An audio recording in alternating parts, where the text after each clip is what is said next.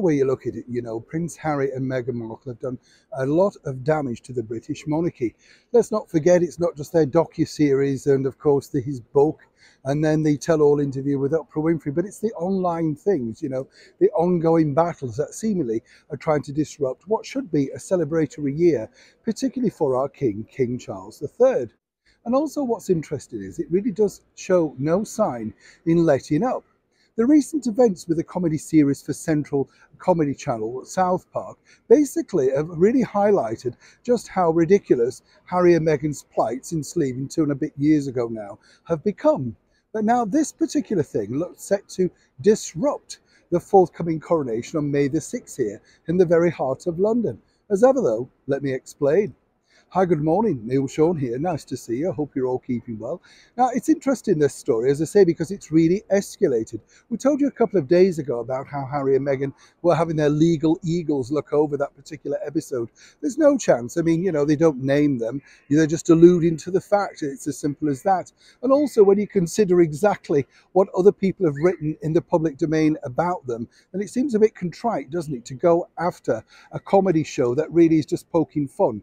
And as I said to you before, really, they should be making sure that they do see the funny side of it. But of course, there's also a negative side. And this is in particular over here with the anti-monarchists in the United Kingdom.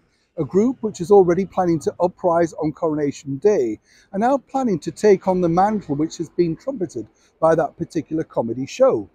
As you know, in the comedy show, Harry and Meghan decide that they're going on a worldwide privacy tour, touring the world, but of course demanding for privacy, including privacy for them, for his book, for his children, truly mocking everything, of course, that Harry and Meghan allegedly stand for. But on a more serious note, this particular group have decided that they're going to be using some of those slogans and placards and chanting them out if the Duke and Duchess of Sussex do attend the coronation.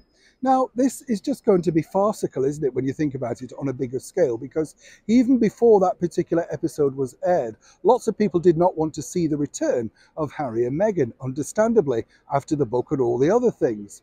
But now, literally, they've given the anti-monarchists something to actually hook into and create division. And more importantly, these chants could be very, very loud indeed. It just puts extra pressure on the British Metropolitan Police. Let's not forget, this is the Metropolitan Police here in London that are currently having to battle out a security issue with Prince Harry about his own security while in the country. You see how messy this is now? So on a serious note, you know, as I say, whether people find this quite amusing, and it is, let's not forget, you know, it's a comedy show, but this has really all been instigated, whichever way you look at it, from the ex-royals known as Harry and Meghan. If they'd have quietly slipped away as they promised to do and not create so much controversy, then simply we wouldn't be in the mess we are today. And wouldn't it be a shame if, and seriously, I mean this, wouldn't it be such a terrible shame on such an historical day if these people were able at least to disrupt certain elements of it? You truly wonder how much feeling Harry and Meghan would have if this simply was the case. But for now, whichever way you also look at it, this particular comedy series and Harry and Meghan themselves have literally given the anti-monarchists everything they could have possibly dreamed of on such an historical year.